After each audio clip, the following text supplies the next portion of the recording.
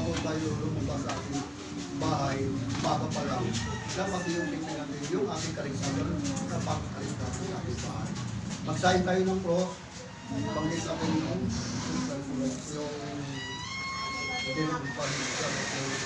yun lang yung mga sangga ng ating paglalakbay kung saan man tayo. Isa rin yung mga pagpapala, yung walang kakantag tayo, yung papala. Tayo ngayon, yung papala tayo, kasi narito kayo, ilan na kayo. Ilan kayo rito, minsan dito, 4, 5. Ngayon, patalang po success na araw ng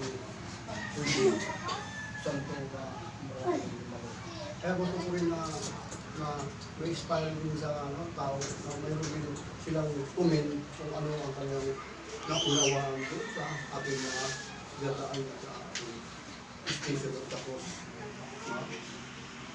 Yung mga hindi nakapag-upisa at saka nakapagtapos na ako hindi kayo pinababayaan ng Panginoon. Mayroon kayong matatanggap ng biyaya. Nasa inyo na yun kung anong kahilingan yun at natutupad yun. Yung mga binasa ninyong request, natutupad yun. Isa lang, isa sample. Pamilya ni Dilingo Cavite, sabi ko kay Dave, ang ating buhay, lumalabas lang tayo